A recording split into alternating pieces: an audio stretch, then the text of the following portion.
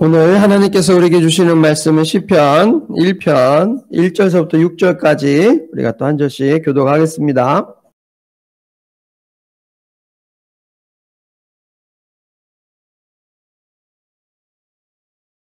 할렐루야. 하나님의 큰 은혜가 우리 함께 하시길 주님의 이름으로 축원합니다. 축원합니다. 네. 우리 복 있는 사람이라는 제목으로 계속해서 말씀을 나누고 있습니다. 오늘은 복 있는 사람 네 번째인데 특별히 바람을 이기는 사람. 네. 복 있는 사람은 바람을 이기는 사람이라는 거예요.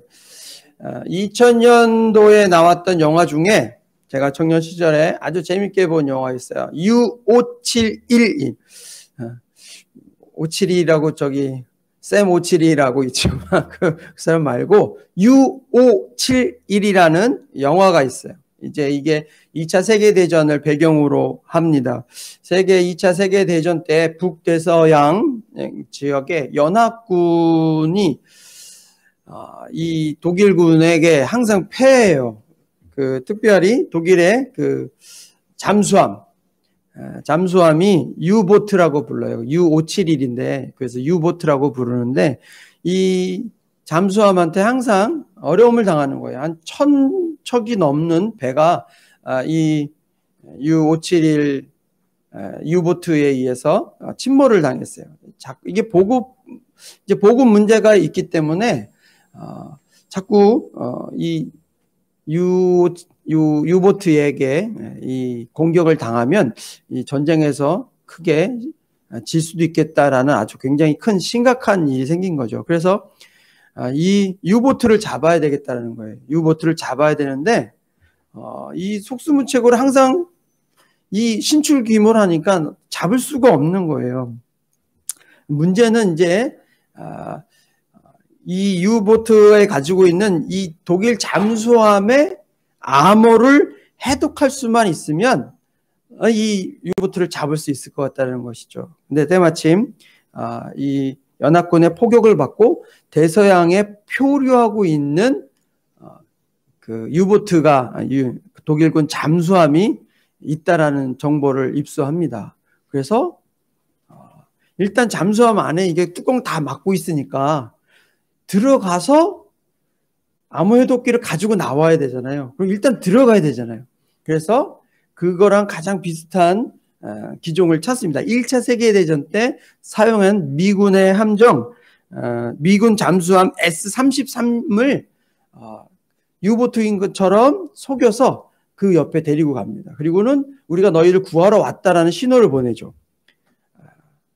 일단 그 안에 들어가야 되니까. 그래서 이 해치라고 그러나 이걸 딱 열고 그 안에 들어가면서 이제 막 전쟁을 하고 그 암호 해독기를 딱 가지고 나오려는 순간에 독일 구축함한테 들켜요. 그래서 이 잠수함이 들어갑니다. 바닷속에 들어가서 막 도망 다니면서 도망 다녀야 되는데 문제는 뭐냐면 모든 기계들이 적혀 있는 글씨가 독일어라는 거예요. 이 사람들은 영국 사람, 미국 사람인데 다 독일어인 거예요. 그리고 어떻게 할지 모르는 그 되게 절박한 상황. 그러나 이것을 잘 이겨내서 요 문제를 암호 해독기를 잘 가지고 나오는 내용이 바로 이 U571인데 정말 손에 땀을 쥐게 하고 리더는 정말 선택을 잘해야 된다는 것을 알게 해줍니다. 근데 여기서 가장 중요한 것은 암호 해독기라는 거예요. 이거랑 비슷한 영화 암호 해독에 대한 영화가 또 있어요. 이제 이거 뭐지? 이렇게 하는 얘들아 있잖아 이거. 닥터 스트레인지가 나오는 그 사람 컴버배치가 나오는 영화 중에 암호 해독하는 영화가 있어요. 그것도 마찬가지로 서로에 대한 정보를 알기 위해서 이 암호를 해독하려고 하는 노력을 하는 것이죠. 이 영화에서 중요한 것은 암호 해독기예요. 이 암호 해독기를 왜 탈취하려고 해요? 서로에 대한 정보를 알고 내가 유리한 고지에 서서 전쟁에서 승리하기 위해서라는 것이죠. 여러분 암호를 해독하면, 그렇죠? 적이 어디에 있고 잠수함이 어디에 있고 어디를 공격하려고 한다는 걸 알기 때문에 방어할 수 있는 일이 생기는 것이죠. 그래서 중요한 거는 안다는 것이 중요한 거예요. 암호 해독기를 왜 그렇게 뺏으려고 해요? 왜 암호 해독기를 그렇게 해석을 하려고 해요? 암호를 알고 싶으니까. 정보를 알아야 되니까. 아는 게 중요하다는 거예요. 우리가 시편 1편을 통해서 복 있는 사람과 악인에 대한 정보를 알게 됐어요. 악인은 어떤 사람이고 복 있는 사람은 어떤 사람이라는 걸 아는 거예요. 아는 게 중요해요. 왜요? 우리가 복 있는 사람으로 살아가기 위해서죠.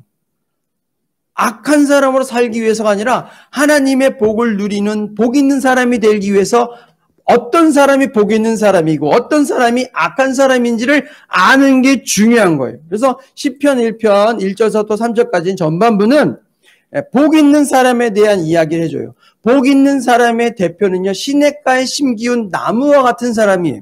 후반부에 나오는 악인은요, 우리가 4절에 읽은 것처럼 바람에 나는 겨와 같은 사람이 악인의 모습이라는 거예요. 이 두 사람의 차이점이 뭐가 있어요? 시냇가에 심겨진 나무는 열매가 있지만 바람에 나는 겨와 같은 사람은 열매가 없는 거예요. 열매가 있는 인생이냐 열매가 없는 인생이냐, 이 차이가 하나님께 복을 받은 사람과 하나님께 복을 받지 못한 사람의 모습으로 드러난다라는 거예요.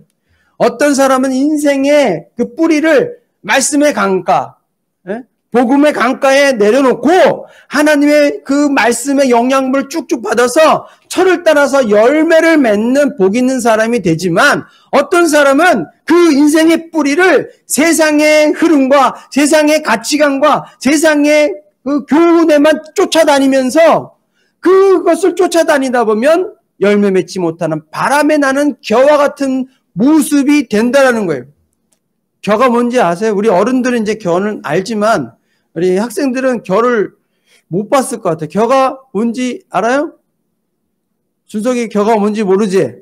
겨는 벼 이삭, 쌀나무 알지? 벼 이삭의 그 속에 쌀만 싹 뺀 알맹이가 없는 껍데기, 이게 겨예요. 알맹이가 없는 것이 겨란 말이에요. 복 있는 사람은 열매 맺고 알맹이가 있는 사람이지만, 복 없는 악인은 열매가 없고 껍데기만 있는, 알맹이가 없는 껍질과 같은 인생이 살아가는 사람이 바로 악인의 모습이라는 거예요. 오늘의 본문은 특별히 4절 말씀을 가지고 이제 말씀을 나눌 거예요. 우리 4절 한번 다시 읽어보겠습니다.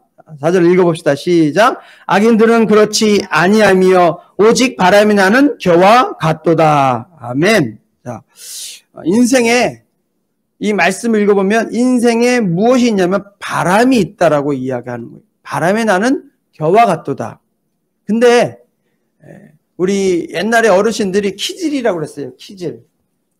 오줌 쌀 때 이렇게 키 쓰고 가서 이거 소금 받아오라고. 요즘에는 저도 어렸을 때 그런 건 없었어요. 근데 그 키질이라는 거예요. 그게 알맹이랑 겨랑 구분하는 방법이에요. 키를 확 켜서 이렇게 하면 알맹이가 없는 것은 바람에 날려서 이 키에서 벗어나요. 하지만 알맹이가 있는 무거운 건 밑으로 내려오게 돼 있어요. 그래서 바람이 나는 겨로 바람을 일으켜서 이게 알맹이가 있는 인생인지 알맹이가 없는 겨와 같은 인생인지를 구분한다는 거예요.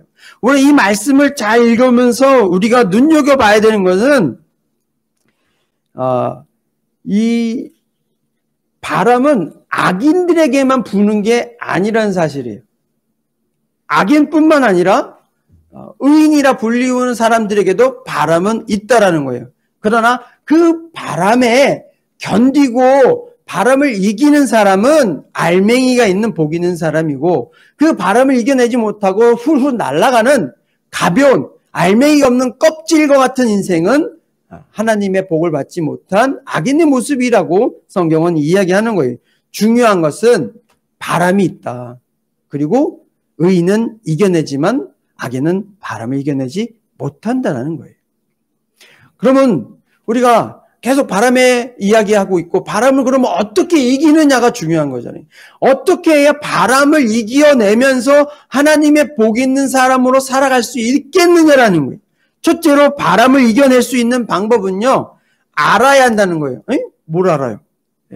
바람은 신자에게도 바람이 불 수 있다. 하나님의 자녀라고 불리우는 우리에게도 바람이 불 수도 있다라는 것을 알고 있어야 된다는 거예요. 우리들이 오해하면 안 되는 게 뭐냐면 예수를 믿으면 모든 게 만사형통된다라고 우리가 3절에는 모든 일이 다 형통하리로다라고 이야기하니까 정말 다 그렇게 되면 좋죠. 하지만 우리가 살면서 맨날 모든 게 다 잘 돼요? 여러분 뜻대로 다 됐어요? 그런 거 아니잖아요. 우리가 살면서 내 뜻대로 안 되고 내 몸이지만 내 마음대로 안 되잖아요. 우리 아들들 지금 아침에도 스트레스 받았어요. 피부 때문에 여드름 때문에 스트레스 받잖아요. 내 마음대로 안 돼요. 내 마음은 여드름 안 났으면 좋겠죠. 근데 나잖아요. 그것처럼 우리가 인생을 살면서 나에게 원치 않는 바람이 분다라는 거예요. 여기서 나오는 바람은요. 힘들고 어려운 일들을 상징하는 거예요. 고난, 아픔, 질병, 괴로움, 절망 이런 것들을 상징하는 게 바로 이 바람이라는 거예요.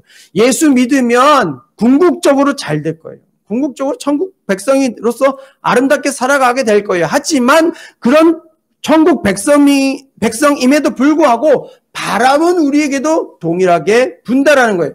태양이 악인에게나 선인에게나 동일하게 비추고 비가 선인에게나 악인에게나 동일하게 내리는 것처럼 질병과 아픔과 괴로움과 한숨 나는 일은 모든 인간에게 선인이나 악인에게나 다 똑같이 불어온다라는 거예요. 중요한 건 이것을 아느냐 모르느냐라는 거예요. 그것을 알고 대비를 하느냐 못하느냐에 큰 차이가 있는 거예요. 신자에게도 병이 와요. 신자에게도 재산에 어려움이 와요. 파산하기도 하고 인간관계가 어려운 게 발생하기도 해요. 그러나 이것을 이길 수 있는 힘은 신자들에게도 나에게도 이런 고난이 올 수 있다. 올 수 있다. 그럴 수 있어. 라는 마음을 아느냐 모르느냐 이게 중요한 거예요. 아니 하나님 믿으면 잘 된다며 형통하게 한다면서 왜 나한테 이런 일을 주시는 거야? 하나님 왜 나한테 이런 일을 이라고 생각하는 사람들이 많다라는 거예요. 그러면 조금만 바람이 불면요. 촛불 꺼지듯이 그 믿음이 흔들리는 거예요. 하나님 떠나는 일들이 생겨요. 교회 안 나오는 사람이 생겨요. 그러나 절대 무적 최고의 승리자이신 하나님이 나를 지켜주실 거야. 나에게는 아픔이나 배고픔이나 질병이나 고난이나 시험이나 이런 것이 없게 해주실 거야. 라고 믿는 사람들은요. 아까도 얘기했지만 작은 바람에도 입김에도 휙 하고 날아가 버립니다. 그러나 이 시련이 나를 성장시킬 거야. 이 바람이 나를 더욱더 견고하게 만들어줄 거야. 이 바람이 나를 더 차돌맹이처럼 단단하게 만들어줄 거야. 하나님이 나를 그렇게 만들어주실 거야. 이 시련과 이 아픔의 바람은 하나님이 나를 더 큰 사람으로 만들기 위한 준비하는 거야. 라고 생각하는 사람이 그렇게 알고 있는 사람이 이 바람을 이기는 사람이라는 거예요. 우리가 욥을 잘 알잖아요. 욥은 어떤 사람이었어요? 동방의 큰 부자였어요. 지금도 그 사람이 가지고 있는 재산을 지금 이 시대에 가지고 와도 어마어마한 부자인 거예요. 그런데 그 당시 5,000년 전에 그 사람은 얼마나 더 큰 부자였겠냐고요. 어마어마하게 큰 부자일 텐데 마귀가 질투하고 시기하잖아요. 이 욥은요 자녀들이 잘 될 수 있도록 항상 제사를 지내요. 복 받을 수 있도록 제사를 지내요. 그런데 마귀가 시기하고 질투해서 10명의 자녀들이 모두 다 세상을 떠나게 되는 슬픔을 겪어요. 하루아침 모든 재산을 다 도둑맞아요. 몸에 질병까지 생겼어요. 와, 그러면 욥은 저 같으면 하나님 어떻게 나한테 이러실 수 있냐고 바닥바닥 대들 것 같아요. 예? 정말 목이 휘도록 내가 진짜 고래고래 소리 지르면서 하나님 따질 것 같아. 근데 욥은 뭐라고 했어요? 주신 이도 하나님이시오 거두어가시는 이도 하나님이시라고 얘기했어요. 나의 가는 길을 그가 하시나니 그가 나를 단련하신 후에는 내가 정금같이 나오리라고 이야기해요. 얼마나 놀라운 믿음이에요. 그는 알고 있는 거예요. 나 같은 신자에게도 하나님을 믿는 나에게도 이런 바람은 올 수 있다라는 걸 알고 있는 거예요. 그래서 견디는 거예요.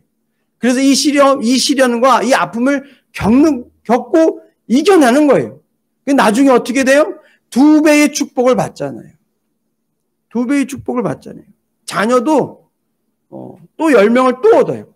그러니까 천국에 이미 가 있는 10명의 자녀와 또 10명이 또 자녀를 얻었어요. 그러니까 자녀도 역시 2배의 축복을 받는 거죠. 나에게도 바람이 올 수 있다. 나에게도 시련이 올 수 있다. 나에게도 아픔이 올 수 있다. 나에게도 질병이 올 수 있다. 나에게도 실패가 올 수 있다. 그걸 아는 것이 신앙이에요. 하지만 그 속에서 함께 하신다. 결국은 하나님이 승리하게 하신다. 결국은 나를 푸른 초장과 실만한 물가로 인도하시는 것이 하나님의 본래의 뜻이다. 이걸 아는 게 힘이고 아는 게 신앙이에요.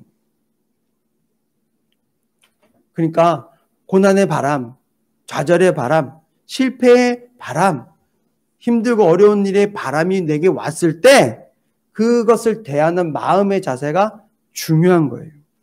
멘탈이 강해야 되는 거예요. 인터넷을 검색하다가 옛날에 아주 재밌는 걸 봤어요. 지금도 그렇지만 한 10년은 좀 너무했다. 한 5, 6년 전만 해도 여전히 그 걸그룹들은 예뻐요. 근데 많은 인터넷 보면 네티즌들이 되게 재밌어요. 비포 앤 애프터를 찾아내요. 예? 지금 너무 예쁜데 이 사람의 옛날 뭐 중학교, 고등학교 뭐 수술하기 전의 모습을 꼭 찾아가지고 비포 앤 애프터를 갖다 놔요. 그러면 이 애가 이렇게 된 거야? 와 대박 막 이러면서 밑에 댓글 막 엄청 달고 막 그러는 거예요. 근데 어떤 걸그룹의 이 여자라고 여성분이 자기 어렸을 때 중고등학교 때 진짜 뚱돼지 같은 모습의 사진과 지금의 너무 날씬하고 예쁜 모습의 사진을 이렇게 딱 찾아놓은 걸 누가 네티즌에게 딱 올린 거예요. 그러면 어떤 사람들은 내가 고소할 거야 뭐 이런 막 이렇게 하는데 이 사람은 직접 그 밑에다 댓글을 달았어요. 뭐라고 댓글을 달았냐면 어머 저의 어린 시절 사진이네요. 뚱돼지죠. 호호호 이런 저한테 이런 시절도 있었어요. 예쁘게 봐주세요. 라는 댓글을 다는 거예요. 멘탈 갑이라고 저는 생각했어요. 와, 인정하는 거예요. 자기의 옛날 모습, 또 나의 과거도 나니까 인정하는 거예요. 지금이 더 예쁘니까 훨씬 더 좋잖아요. 지금 옛날엔 예뻤는데 지금 안 예쁜 것보다 옛날에는 막 뚱돼지였어도 지금은 호리호리하고 사람들이 보기에도 참 예쁘다라고 이야기 들을 수 있을 모습이 된 게 더 중요하니까 예쁘게 봐주세요 라고 이야기하고 그것을 받아들이는 거예요. 야, 멘탈이 최고다라고 생각했어요. 이게 진짜 멘탈 승리, 정신 승리라고 말할 수 있는 거예요. 고난을 대하는 자세가 이랬으면 좋겠어요. 어려움의 바람이 올 때 이것을 대하는 자세가 이랬으면 좋겠어요.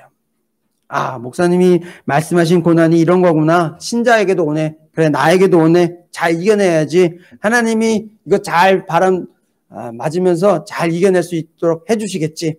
이렇게 생각하고 알고 그것을 견디는 게 중요한 거예요. 고난과 아픔의 바람이 왔을 때 그럴 수 있어. 그런 마음으로 승리하시는 복된 인생이 되기를 주님의 이름으로 축원합니다. 두 번째 바람을 이겨내는 방법은요. 믿음을 사용하라는 거예요. 2014년 1월에 대구에서 초등학교 6학년 된 아이가 아파트에서 투신하고 자살하는 사건이 있었어요. 이유는 그 부모가 인터넷 게임을 너무 많이 한다고 꾸중한 거예요. 그러나 이 아이가 맨발로 집을 나갔어요. 그리고는 다른 아파트에 가서 투신해서 6학년짜리가 2014년이잖아요. 그 뉴스를 보고 그 또래, 그때 아마 우리 큰애도 그 또래였을 거예요. 그러니까 저한테는 좀 충격이었고, 그래서 자녀를 키우는 부모의 입장으로 그 뉴스를 보는데 너무 마음이 아픈 거예요. 이 부모는 얼마나 마음이 아플까. 내 친구랑 전화하니까 그 친구도 막 너무 마음 아파하면서 이런 이야기를 해주더라고요. 야, 나 우리 애들 혼내지 못했어. 왜 그래? 야, 우리 사춘기 때 우리 애들 혼내면 야, 아파트에서 뛰어내릴까 봐 무서워서 혼내지 못하겠더라. 그 얘기를 하더라고. 나는 공감이 확 되는 거예요. 이 사건을 놓고 자녀 교육에 관한 전문가가 이런 이야기를 했어요. 부모가 평소에 자녀에게 사랑하고 있다라는 확신을 주어야 한다는 거예요. 아이가 나는 부모님에게 사랑받고 있다는 것을 확신을 가지고 있으면 엄마 아빠한테 혼나고 꾸중을 들어도 그 순간만 좀 지나면 괜찮다는 거예요. 근데 부모한테 늘 구박받고 늘 서럽당하고 꾸중만 받는 아이, 욕만 먹는 아이, 네가 하는 게 다 그렇지, 넌 뭐 이런 이야기를 듣고 자라는 아이는요, 한 번 막 쌓여 있다가 그게 한 번 터지면 걷잡을 수 없는 큰 사건이 일어나게 된다는 거예요. 어머니의, 아버지의 사랑을 나는 받고 있어. 나 혼날 땐 기분 되게 나쁘죠. 아빠도 보기 싫고 그냥 아빠 확 죽어버렸으면 좋겠다. 뭐 이런 정말 그 이상하고 무서운 생각도 같지만 그 순간 딱 지나면 또 아빠가 좋고 엄마가 좋은 거예요. 왜요? 내가 사랑받고 있다는 걸 아니까. 중요한 거는 부모의 사랑을 내가 받고 있다는 걸 아는 것처럼 우리 인생에도 바람이 불 수가 있고요. 비가 올 수도 있고요. 햇빛 쨍쨍 나는 날도 있고 눈도 오는 날도 있다라는 거예요. 고난은 꼭 오게 돼 있다라는 거예요. 하지만 그때 하나님이 나를 버렸나 봐 라고 생각하면 안 된다라는 거예요. 평소에 우리가 하나님께 받은 것들이 은혜들이 있잖아요. 하나님 난 사랑하고 있어. 지금은 힘들고 어렵지만 하나님 날 버린 게 아니야 라고 생각을 하고 그것을 견뎌야 되는 거예요. 믿음으로 하나님이 눈에 보이지 않고 나 상황이 너무 힘들고 고통스럽지만 믿음이라는 게 다른 게 아니라요.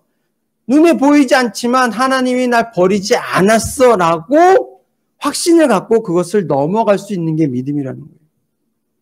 그래서요, 여러분 믿음은 감정이 더 중요한 게 아니라 의지적으로 생각하는 게 더 중요하다는 거예요. 예전에 있던 교회 홈페이지에 카페에 다른 교회 권사님이 중보기도 좀 해달라고 글이 올라온 적이 있어요. 이 어떤 글이었냐면 자신의 아들이 어릴 적에 믿음이 좋았지만 영국으로 유학을 가서 유학 생활이 너무 힘드니까 아이가 우울증에 빠져버렸다는 거예요. 우울증에 빠졌는데 어떻게까지 내려갔냐면 하나님이 나를 버렸다는 거예요. 그래서 나는 할 수 있는 일이 아무것도 없고 자살밖에 난 할 수 있는 일이 없다라고 그 부모에게 이야기한다라는 거예요. 엄마 아버지 나 여기서 죽어버릴 거야. 그 얘기를 들으면 바로 옆에 있는 것도 아니고 영국이라는 나라에 가 있는 아이가 그런 이야기하면 그 부모는 막 미치는 거죠. 속이 타들어가는 것이죠. 얼마나 부모가 안타깝겠어요. 그래서 중보기도 올리는 거예요. 우리 아들이 자살을 하겠다는 마음을 갖고 있으니까 그 마음이 좀 풀어지게 해달라고 중보기도를 요청했어요. 정말 그거 놓고 같이 기도했어요. 상황과 환경이 나빠지면 믿음이 약해질 수 있어요. 모든 사람이 다 그래요. 그래서 중요한 거는 아까 그 말한 것처럼 부모님이 나를 사랑하고 있다라는 믿음을 가지고 있는 아이는 혼이 나도 뛰어내리지 않아요. 그것처럼 우리의 고난 중에도 하나님은 나를 버리지 않았어. 하나님 날 사랑해. 라는 믿음을 잃지 않아야 되는 거예요. 그러면 이겨낼 수 있어요. 바람을 극복할 수 있어요. 영화 최종병기 활이라는 영화에 있어요. 마지막에 주인공이 아주 유명한 말을 하면서 활을 탁 놓죠. 뭐냐면 바람은 계산하는 것이 아니라 극복하는 것이다 라고 이야기해요. 믿음의 사람, 복 있는 사람은요, 시련의 바람, 아픔의 바람, 괴로움의 바람, 질병의 바람을 이겨내는 거예요. 힘겹고 어려운 중이라도 하나님 날 버리지 않아. 나를 사랑하셔. 라고 믿는 사람이 복 있는 사람이에요. 바람을 이겨내는 사람이에요. 바람을 이겨내는 세 번째 방법은요, 소망이 있으면 극복할 수 있어요. 제가 자주 가는 사진 사이트가 있어요. 거기 자유 게시판이 있는데 재밌는 사람들 정말 많아요. 독특한 사람들 많은데 가끔씩 이런 질문을 툭툭 던지는 사람들이 있어요. 뭐냐면 100억을 준다면 1인용 독방, 요만 진짜 조그만한 사람 하나 딱 누우면 딱 되는 그 조그만한 독방에 1년 동안 살려면 살 수 있다 없다? 이런 질문들을 이렇게 가끔씩 올려요.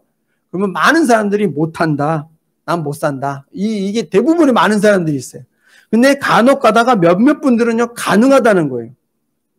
그분들의 주장은요, 뭐냐면 1년만 견디면 된다는 소망이 있기 때문에 견딜 수 있다는 거예요. 기간이 딱 정해져 있잖아요. 1년. 어떻게 하든지 1년만 견디면 나는 100억을 벌 수 있다.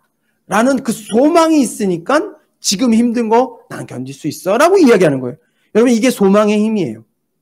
소망이 있으면 견딜 수 있어요. 저 중계충성교회에 제가 사역을 할 때 목사님의 첫째 딸이 공부를 잘했어요. 걔가 고등학생이었어요.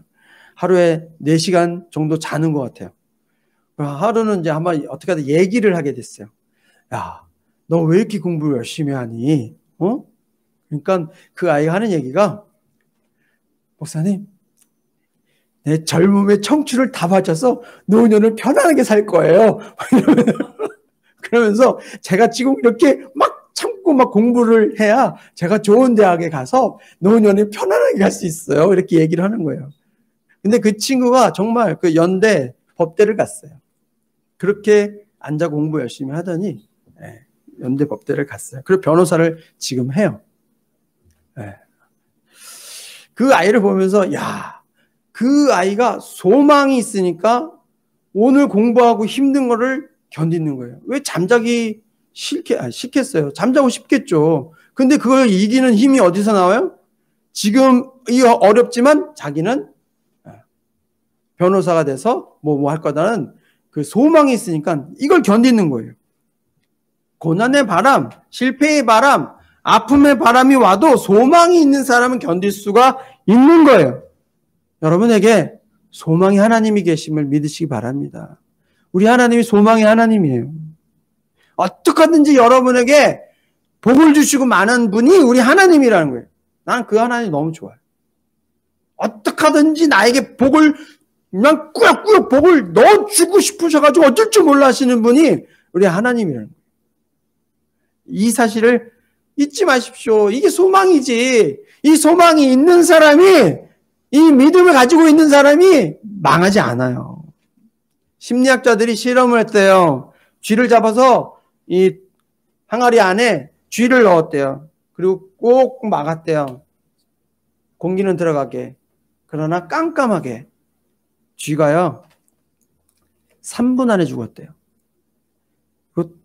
나가려는 희망을 포기했기 때문에 쥐가 죽었다는 거예요. 똑같은 독에 쥐를 넣고 구멍을 좀 정말 미세하게 뚫어가지고 빛이 조금 들어가게 해줬대요.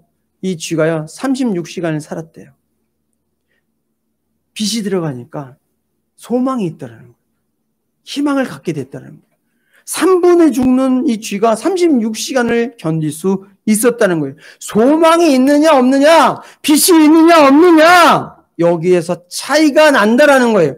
아주 유명한 신학자 중에 에밀 브루너라는 사람이 있는데 이분이 뭐라고 이야기했냐면, 허파에 산소가 필요하듯이 삶의 의미에는 소망이 필요하다라고 이야기했어요. 사실 저 중고등학교 때는 소망이 없었어요. 꿈도 없고 그냥 살았어요. 그러나 하나님께서 나에게 꿈을 불어 넣어주셨어요. 꿈을 넣어주셨어요. 내가 달라지기 시작했어요. 정말 달라졌어요. 여러분의 뜻대로 안 될 때도 있어요. 여러분 기대대로 안 될 때가 있어요. 그렇지만 그것 때문에 나의 환경이 지금 너무 어렵고 돈에 찌들리고 또 몸도 아프고 이러면 짜증도 많이 나가지고 막 그러잖아요. 그때 하나님이 날 버렸어. 나 같은 놈은 원래 이렇지 뭐. 내가 뭘 해도 안 돼. 이렇게 자포자기하고 좌절하지 말라는 거예요. 열등감에 빠지면 안 돼요. 이런 나일지라도 하나님은 나를 사랑해. 하나님 나에게 반드시 복 주기를 원하시는 분이야. 지금 내가 이래도 하나님이 나에게 준비된 놀라운 축복들이 있어. 라고 믿고 소망을 가지라는 거예요. 하나님은 여러분에게 반드시 복을 주시고 복되게 해주시는 분이라는 사실을 믿으시기 바랍니다. 이 믿음이 소망이에요. 어떤 고난과 시련이 와도 우리에게는 도우시는 하나님이 계시다. 건져주실 하나님이 계시다. 우리에겐 천국이 있다.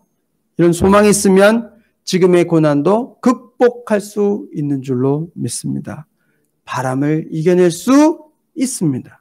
고난이 오더라도 미리 잘 알고 계셔서 대처하시고 믿음을 사용하시고 소망을 가지셔서 바람을 잘 극복하는 하나님의 귀한 자녀들이 되시길 주님의 이름으로 축원합니다. 기도하겠습니다.